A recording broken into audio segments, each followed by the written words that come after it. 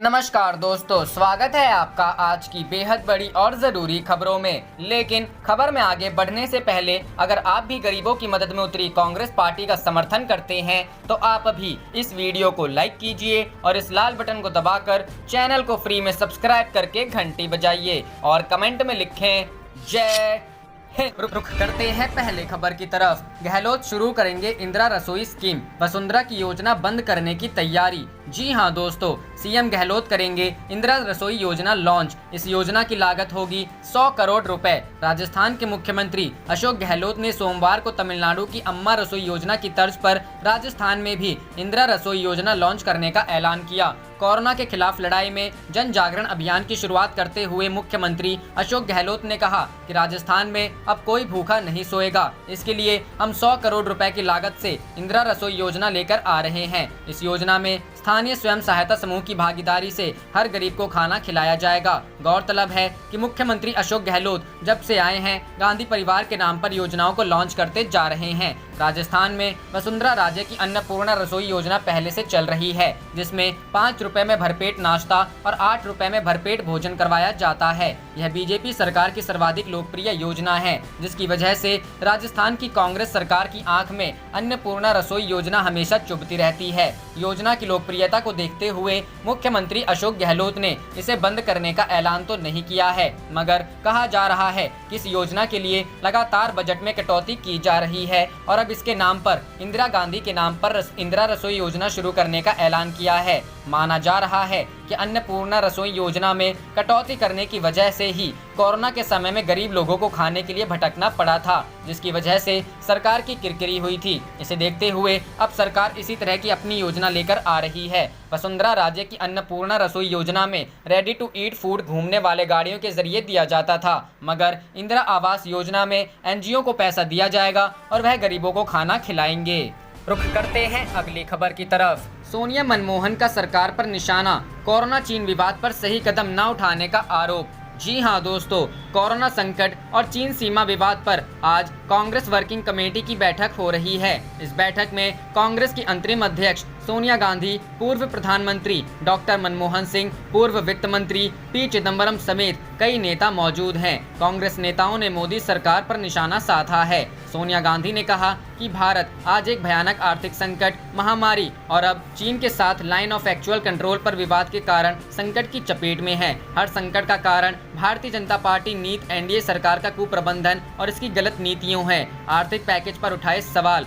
आर्थिक संकट को दूर करने की सलाह देते हुए सोनिया गांधी ने कहा कि इस समय सबसे बड़ी जरूरत गरीबों, एमएसएमई सेक्टर को बड़े पैमाने पर राजकोषीय प्रोत्साहन देने की है। इसके बजाय मोदी सरकार ने एक खोखले वित्तीय पैकेज की घोषणा की जो जीडीपी के 1% से भी कम था। सोनिया गांधी ने कहा कि जब कच्चे तेल की कीमतों में गिरावट हो रही है, तब सरकार लगातार 17 दिनों से पेट्रोल और डीजल के दाम में बेतहाशा बढ़ोतरी कर रही है। चीन सीमा विवाद पर विवाद जारी है, लेकिन भविष्य में क्या होगा हमें नहीं पता है। कोरोना संकट पर सोनिया गांधी ने कहा कि प्रधानमंत्री के आश्वासन के बावजूद कोरोना महामारी का कहर जारी है। केंद्र ने राज्य सरकारों को मदद का आश्वासन दिया, लेकिन एक भी रुपया नहीं दिया। महामारी के कुप्रबंधन को मोदी सरकार की सबसे विनाशकारी विफलताओं में से एक के रूप में दर्ज किया जाएगा। सोनिया गांधी ने कहा कि चीन के साथ वास्तविक नियंत्रण रेखा पर अब हमारे सामने बड़े संकट की स्थिति है। इस तथ्य से इनकार नहीं किया जा सकता है कि अप्रैल-मई 2020 से लेकर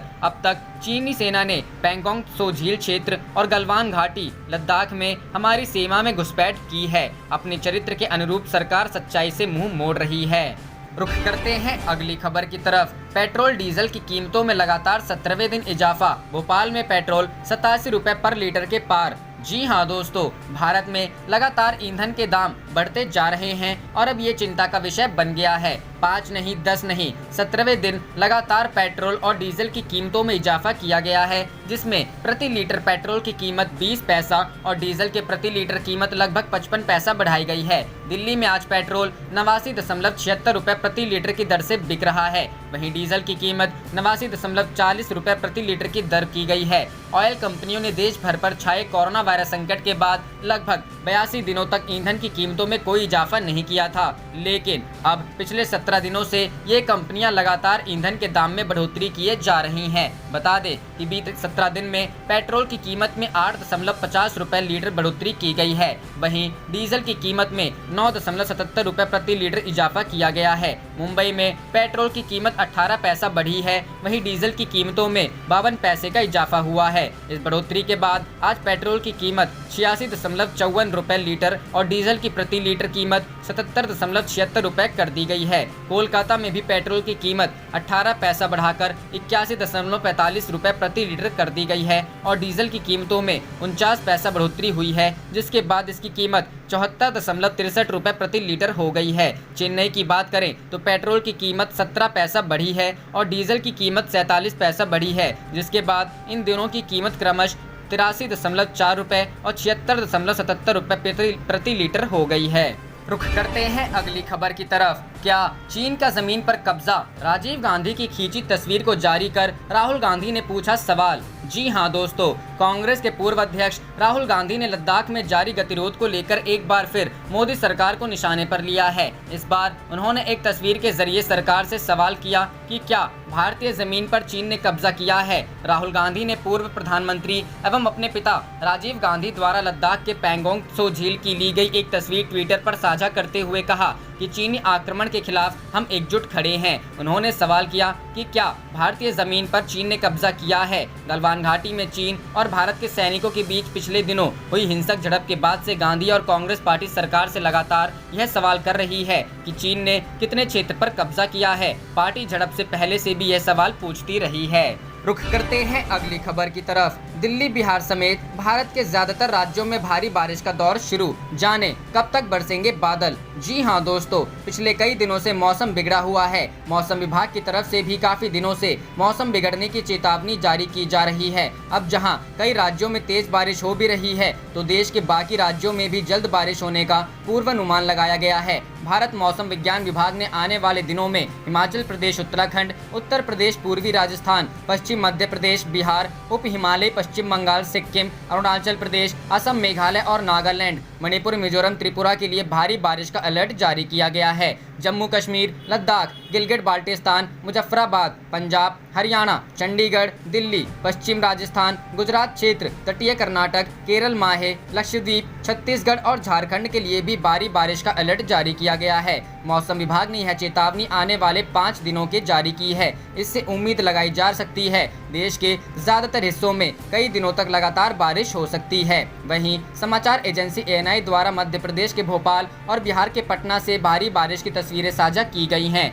बिहार के कई जिलों में जमकर बारिश हुई। उत्तर बिहार के कई जिलों में सोमवार को भी जमकर बारिश हुई। इससे जनजीवन अस्त व्यस्त रहा। इस बीच गंडक, कमला बलान, गंगा समेत अन्य नदियों के जलस्तर में वृद्धि जारी रही। पश्चिम चंपारण के दियारा और दरभंगा जिले के निचले इलाकों की स्थिति खतरनाक होती जा रही है। मौसम विभाग ने अगले 48 घंटे में उत्तर और पूर्वी बिहार में भारी बारिश की चेतावनी दी है। विभाग ने बिहार के अररिया, किशनगंज, फारबिसगंज, सहरसा, सुपौल, मधेपुरा समेत कई जिलों में भारी बारिश का अलर्ट जारी किया है। वहीं पटना में गंगा नदी का जलस्तर वर्तमान में 45 मीटर पर बना हुआ है, जो इस क्षेत्र में भारी वर्षा के बाद फिलहाल खतरे के निशान से नीचे हैं। मध्य प्रदेश का मौसम, भोपाल में बारिश। मध्य प्रदेश की राजधानी भोपाल में तेज बारिश का दौर शुरू हो गया है। मंगलवार सुबह से ही बारिश से शहर का मौसम बदल गया। वहीं 6 अन्य संभाग शहडोल, रीवा, मंडला, बालाघाट, होशंगाबाद, उज्जैन के जिलों में भी भारी बारिश हो सकती है। इसके लिए मौसम विभाग ने येलो अलर्ट जारी कर दिया है।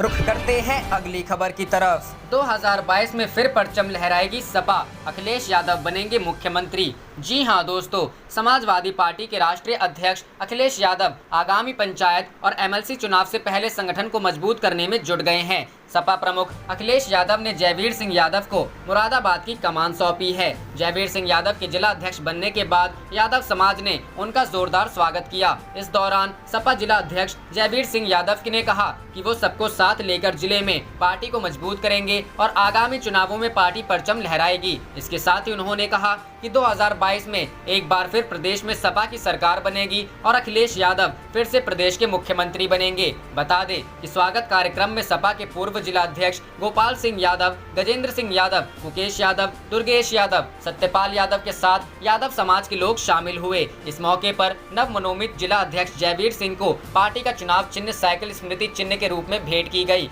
कार्यक्रम की अध्यक्षता अजय यादव व संचालन सोमवीर सिंह यादव ने किया।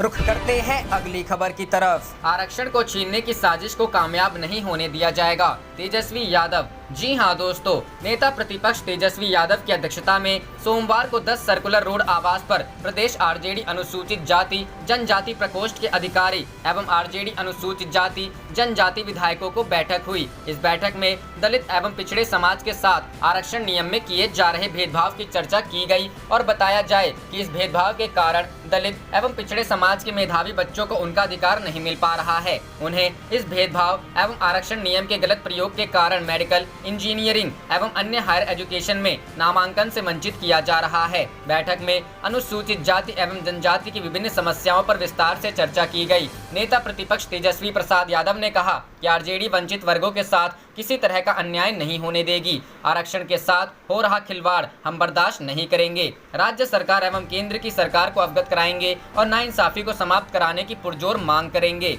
उन्होंने कहा कि केंद्र की सरकार देश में मनुवादी व्यवस्था को लागू करना चाह रही है, जिसे किसी भी कीमत पर कामयाब नहीं होने दिया जाएगा। रुख करते हैं अगली खबर की तरफ। प्रवासी श्रमिकों को गृह प्रदेश में रोजी रोटी मिलना मुश्किल, लौट रहे हैं महाराष्ट्र। जी हां दोस्तों, कोरोना के डर से लाखों प्रवासी श्रमिक महाराष्ट्र छोड़कर अपने गृह प्रदेश लौट गए। लौटने का यह सिलसिला अब भी जारी है। उत्तराखंड के 184 प्रवासी श्रमिकों को विमान से देहरादून भेजा गया, लेकिन जो श्रमिक गृह प्रदेश लौटे हैं उनमें से कुछ श्रमिक अब धीरे धीरे करके महाराष्ट्र लौट रहे हैं। उनके सामने रोजी रोटी की समस्या खड़ी हो रही है। महाराष्ट्र में औद्योगिक इकाइयों के धीरे धीरे शुरू होने से प्रवासी श्रमिकों की आस बढ़ गई है और वे पेट पालने के लिए आ रहे हैं। इन श्रमिकों के अपने प्रदेश से पलायन करने पर खासकर यूपी और बिहार की सरकारों की श्रमिकों को रोजगार मुहैया कराने के वादे खोखले साबित हो रहे हैं। यूपी के मुख्यमंत्री योगी आदित्यनाथ और बिहार के मुख्यमंत्री नीतीश कुमार ने घोषणा की थी कि वे अपने प्रवासी श्रमिकों को अब पलायन करने नहीं देंगे। उन्हें अपने ही जिले में रोजगार मुहैया कराया जाएगा। इस घोषणा से श्रमिकों के पेट की आग नहीं बुझ रही है और वे फिर से पलायन करने को मजबूर हो रहे हैं। यूपी के बागपत जिले के रहने वाले साजिद खान मुंबई लौट आए हैं। वे अपने 5 अन्य पड़ोसियों को भी साथ लाए हैं। दैनिक मजदूरी करने वाले साजिद कहते हैं, मेरे ऊपर 5 बच्चों, पत्नी और पिता का पेट भरने की जिम्मेदारी है। गांव में जब रोजी रोटी का इंतजाम नहीं दिखा तो मुंबई लौट आए। यूपी सरकार के आश्वासन पर कब तक खाली पेट रहते। साजिद की तरह कई श्रमिक हैं जो महाराष्ट्र लौट रहे हैं। गोरखपुर के रहने वाले दयानंद पांडे भी मुंबई आकर सांता क्रूज में अपना फलों का कारोबार फिर से शुरू कर दिया है। ट्रांसपोर्ट व्यवसायी नवीन चतुर्वेदी का कहना है कि उनके 2 ड्राइवर जो टेम्पो लेकर अपने गांव जौनपुर चले गए थे वो अगले हफ्ते मुंबई पहुंच जाएंगे। उनके आते ही हम भी अपना ट्रांसपोर्ट का कारोबार दोबारा शुरू कर देंगे। फिलहाल जो श्रमिक लौट रहे हैं उन्हें तुरंत काम करने नहीं दिया जा रहा है। राज्य के गृह मंत्री अनिल देशमुख का कहना है कि सरकार लौटने वाले श्रमिकों पर नजर रख रही है और उन्हें पहले होम क्वारंटाइन में रहने के लिए कहा जा रहा है ताकि वे स्वस्थ अवस्था में अपने कार्यस्थल पर जाएं। उन्होंने कहा कि लौटने वाले श्रमिकों का रजिस्ट्रेशन किया जा रहा है। कोरोना की वजह से राज्य से लगभग 12 लाख प्रवासी श्रमिक अपने गृह प्रदेश चले गए, जिससे राज्य के हजारों उद्योग धंधे बंद हो गए थे। 12 लाख प्रवासी श्रमिकों में लगभग 6.5 लाख यूपी के तो 2.5 लाख बिहार के श्रमिक थे। हालांकि राज्य सरकार ने प्रवासी श्रमिकों की जगह भूमि पुत्रों को भी काम करने के लिए कहा है। कुछ उद्योग धंधों में भूमि पुत्रों ने काम करने में दिलचस्पी दिखाई है, लेकिन अकुशल कामगार होने से भूमि पुत्रों को काम पाने में कठिनाई हो रही है और कुशल कामगारों के कम होने से उद्योग चलाने वाले उद्यमियों को भी परेशानी आ रही है। इसलिए राज्य सरकार लौट रहे प्रवासी श्रमिकों का स्वागत कर रही है, क्योंकि प्रवासी श्रमिकों के सहयोग से उद्योग धंधों को चालू कराकर सरकार राज्य की अर्थव्यवस्था सुधारने की कोशिश कर रही है। राज्य के स्वास्थ्य मंत्री राजेश टोपे भी स्वीकार करते हैं कि निर्माण और स्टील उद्योग यूपी बिहार के श्रमिकों के बल पर ही चलते हैं। गृह मंत्री देशमुख के मुताबिक राज्य में धीरे धीरे उद्योग धंधे शुरू हो रहे हैं, जिससे प्रवासी श्रमिक लौट रहे हैं। मुंबई, पुणे, ठाणे, नवी मुंबई, रायगढ़ सहित राज्य के अन्य इलाकों में रोजाना लगभग 15,500 प्रवासी श्रमिक आ रहे हैं। राज्य के गोंदिया, नंदुरबार, कोल्हापुर, नागपुर, पुणे में 4 से 5 हजार तो मुंबई, ठाणे, नवी मुंबई में 11 से 11,500 श्रमिक आ रहे हैं। उन्होंने विश्वास जताया कि आने वाले दिनों में इन श्रमिकों की संख्या और बढ़ सकती है। राज्य के उद्यमी भी अपने श्रमिकों को ज्यादा वेतन और सुविधा का वादा करके बुला रहे हैं। ठेकेदार भी श्रमिकों को वापस लाने के काम में जुट गए हैं। खासकर वाराणसी, लखनऊ, गोरखपुर, पटना, दरभंगा से आने वाली ट्रेनों से प्रवासी श्रमिक लौट रहे हैं। राज्य के प्रधान सचिव पराग जैनपुटिया के मुताबिक अब तक लगभग 1 लाख प्रवासी श्रमिक महाराष्ट्र लौट चुके हैं और अगले 2 महीने में